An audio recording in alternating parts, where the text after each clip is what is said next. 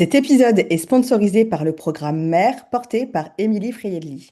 Hello, oui, je suis super contente parce que le programme Mère revient et je fais partie du programme comme intervenante. Et oui, je crie un peu, mais j'assume. Le programme Mère, c'est un programme qui parle aux femmes qui sont mères et entrepreneurs. Pas mère qui essaye d'entreprendre quand elle peut, ou entrepreneur qui a accessoirement des enfants. Les deux, en même temps, avec tout ce que ça implique. En 4 mois, on va t'apprendre comment faire du business sans perdre ta santé mentale, comment gérer tes finances comme une bosse, même les persos, et moi j'interviens sur cette partie, comment t'organiser avec un cerveau en mode charge mentale, comment créer un business qui survit au congé mat et au gastro. 4 mois pour arrêter de subir ton business et le faire marcher à ta façon, avec 15 femmes, 15 intervenantes qui déchirent et qui vont te montrer comment on fait vraiment. Pas de blabla, que du concret pour ta vraie vie de mère et d'entrepreneur. Pour en savoir plus, n'hésite pas à cliquer sur le lien dans les notes de cet épisode.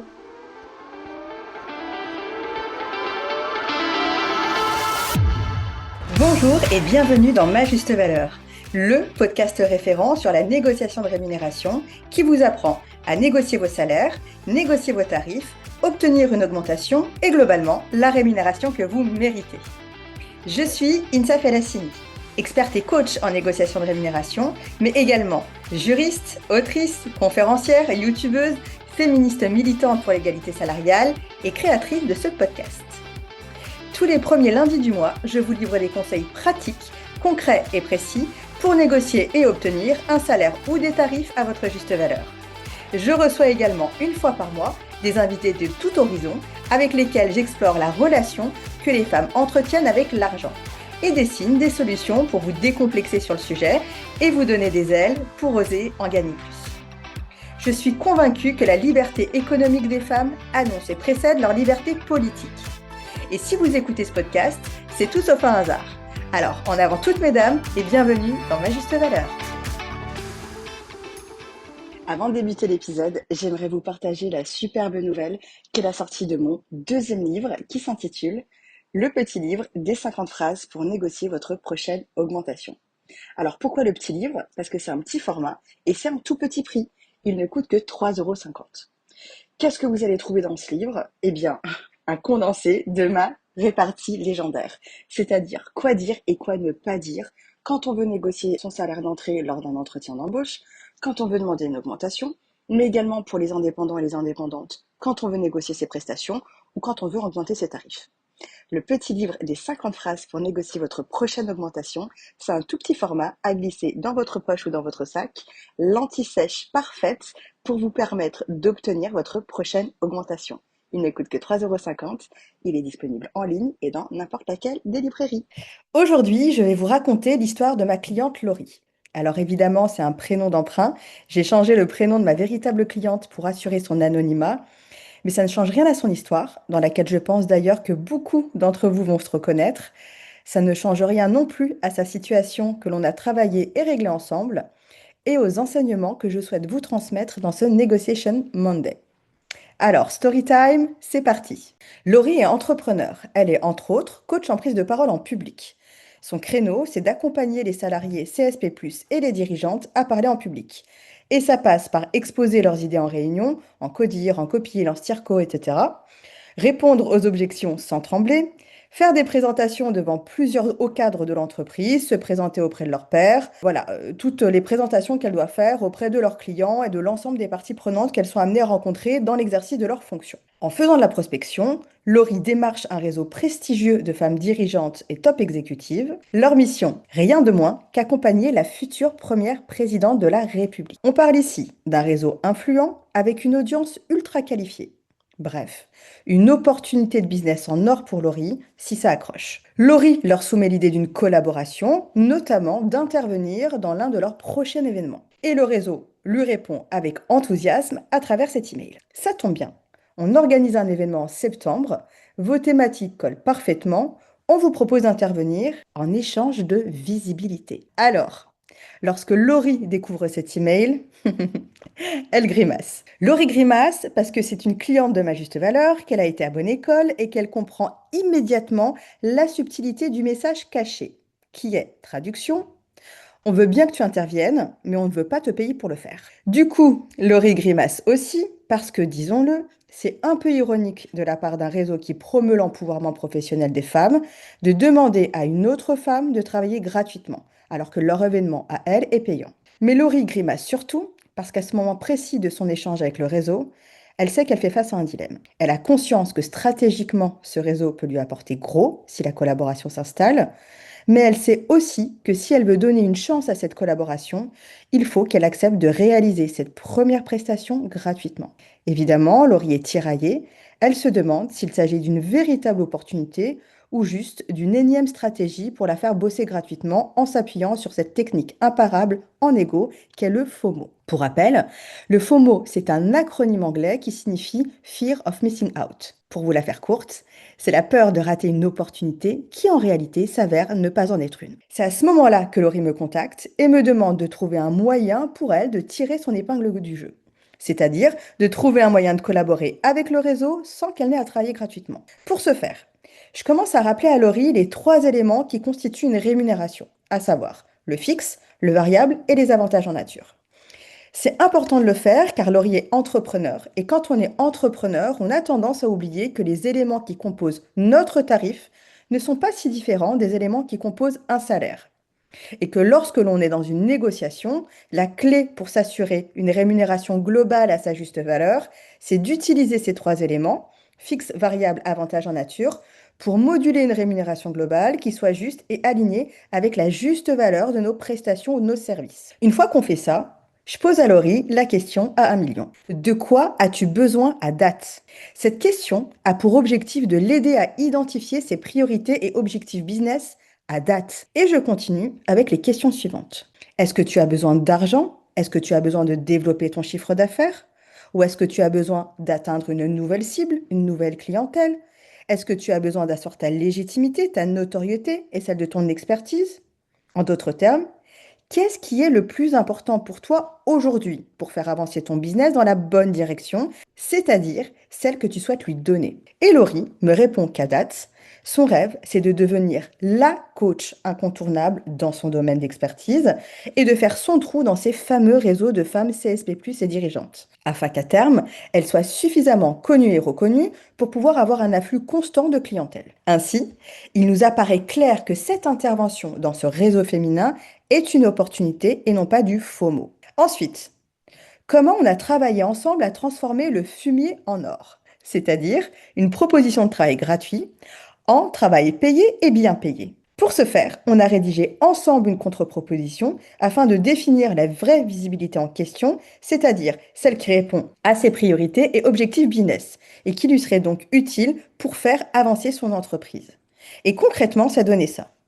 Ce qui serait utile, et ce qui serait vraiment de la vraie visibilité, c'est avoir un article de blog sur leur site internet qui présente Laurie et promeut son activité. Deux, ce serait d'inclure un encart sur Laurie et sur son activité avec un lien CTA cliquable dans les newsletters envoyés avant et après l'événement. Trois, ce serait d'envoyer un message WhatsApp de présentation et de promotion des services de Laurie avec un code promo, pourquoi pas, à leur base de 300 membres après l'événement. Et enfin, 4, ce serait de s'accorder en amont pour que ce type de rémunération en nature, ce deal, ne soit valable que pour cette première collaboration uniquement, afin de permettre au réseau de tester l'expertise de Laurie sans grosse prise de risque. Mais pour la prochaine fois et pour la prochaine intervention en collaboration, elle serait payée en moula et non pas en visibilité. Une fois cette stratégie figée, Laurie propose un call au réseau pour échanger et leur soumettre sa contre-proposition. Elle commence évidemment par leur rappeler qu'elle a pour principe de ne jamais travailler gratuitement, car le travail gratuit est la première violence économique subie par les femmes, mais qu'elle entend leurs contraintes et qu'elle accepte de faire l'intervention en contrepartie de visibilité, à condition que la visibilité soit cadrée comme suit. Et elle déroule les 4 conditions travaillées ensemble. Résultat, le réseau accepte et salue la démarche de Laurie, qu'il trouve, je cite, extrêmement pro et aligné avec leurs valeurs. Et voilà, c'est comme ça qu'on arrive à transformer le fumier en moulin. Parce que la morale de l'histoire, c'est qu'il y a la vraie visibilité et la fausse visibilité.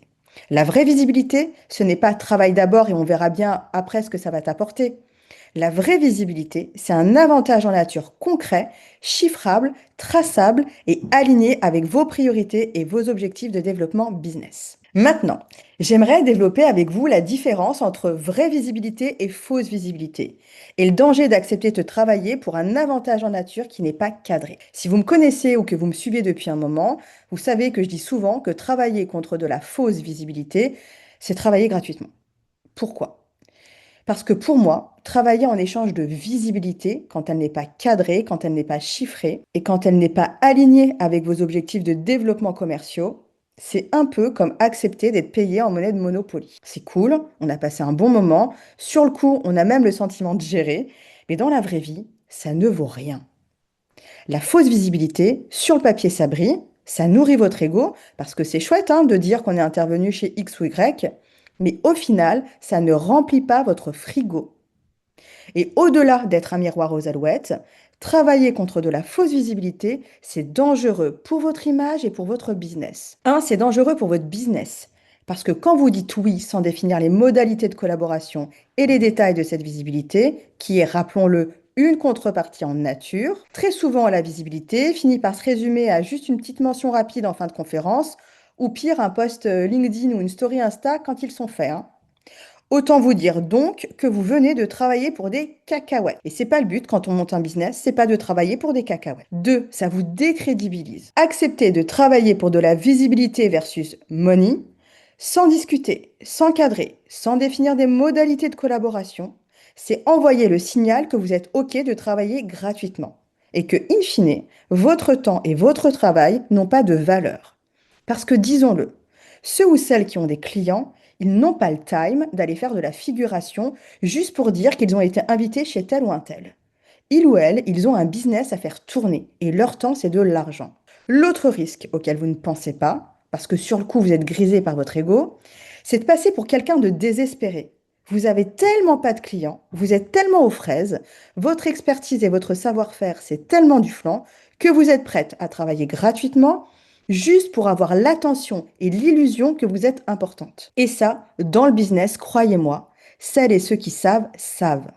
Dans les affaires, ce que les gens retiennent le plus, c'est votre posture, l'énergie que vous renvoyez et évidemment qui facture et qui ne facture pas. 3. Ça vous coûte de l'argent au lieu de vous en faire gagner. Travailler contre de la fausse visibilité, ça a un coût caché. Vous n'êtes pas juste en train de ne pas être rémunéré. Vous perdez activement du temps, de l'énergie et de l'argent, et ça à tous les niveaux, mesdames. Parce que contrairement à ce que vous croyez, votre investissement ne se résume pas à 30 minutes micro à la main lors d'une table ronde. C'est du temps de travail et du temps de préparation en amont. C'est du temps de déplacement et même de l'argent si vous devez faire garder vos enfants. Alors que vous auriez pu utiliser ce temps, cette énergie et ce jus de cerveau pour faire autre chose de plus vertueux et surtout de plus rentable pour votre business. Comme passer du temps à travailler ou facturer ailleurs, bosser sur une nouvelle propale, faire de la prospection ou juste développer une nouvelle idée business. Enfin, maintenant, j'aimerais voir avec vous quand et comment dire oui ou non. Soyons clairs, je ne vous dis pas qu'il faut jamais accepter de travailler contre de la visibilité. Ce que je vous dis, c'est qu'il faut décider en pleine conscience et de façon stratégique, notamment en évaluant si la visibilité proposée est une véritable rémunération en nature ou juste une ruse pour vous faire travailler gratuitement. Pour ma part, j'ai développé une checklist de 4 critères pour m'aider et aider mes clientes à se décider. Premier critère, est-ce que l'audience est votre cœur de cible? Si oui, ça peut valoir le coup.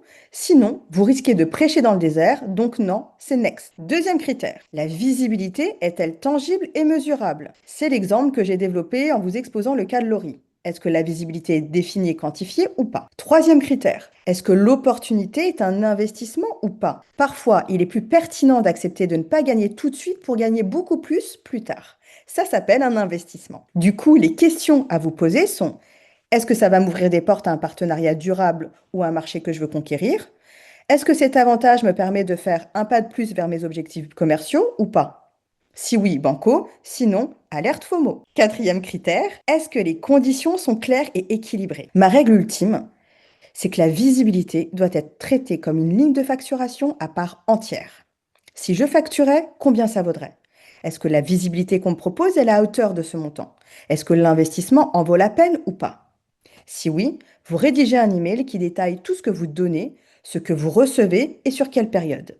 Et pour les plus badass, vous pouvez même préparer un devis qui précise les modalités de l'avantage en nature dans la colonne prix, afin de bien imprimer dans le mental de votre interlocuteur ou de votre interlocutrice que ce n'est pas du travail gratuit. Conclusion, vous l'aurez compris, on ne travaille jamais gratuitement. Et on travaille contre une rémunération en nature uniquement si on sait exactement ce que l'on obtient en échange et quand c'est aligné avec nos objectifs commerciaux et les priorités de notre activité. Donc je résume. Avant de dire oui ou non, posez-vous ces 4 questions. Est-ce que l'audience est la bonne pour moi?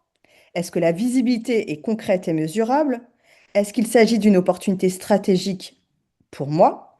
Et les conditions sont-elles claires et équilibrées? Si vous avez les 4 oui, allez-y. Sinon, vous refusez poliment, vous gardez votre énergie pour des opportunités qui payent, en euros ou en vraie perspective business. C'est comme ça que vous défendez votre juste valeur, avec charisme et sérénité.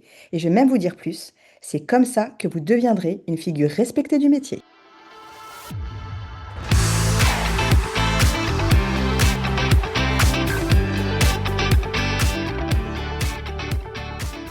Si vous aimez le podcast Ma Juste Valeur, vous allez adorer notre programme et nos offres de coaching à la négociation de rémunération. Grâce à la méthodologie unique et pratico-pratique de Ma Juste Valeur, vous allez apprendre enfin à vraiment gagner votre vie. Vous allez notamment apprendre comment découvrir votre juste salaire ou vos justes tarifs sur le marché du travail, à construire une stratégie de négociation alignée avec vos priorités de vie et vos objectifs de carrière. Et enfin, à formuler les bons arguments face à votre hiérarchie ou vos clients pour obtenir la rémunération que vous méritez. Si vous écoutez Ma Juste Valeur, c'est parce que vous êtes convaincu que votre travail mérite d'être reconnu financièrement. Alors laissez-moi vous aider à réaliser vos objectifs et rejoignez-moi dès aujourd'hui sur www.majustevaleur.com. Enfin, si cet épisode vous a plu, vous pouvez le partager à vos proches, vous abonner, le noter 5 étoiles et mettre un commentaire sympa sur la plateforme de streaming que vous préférez. N'oubliez pas, sharing is caring.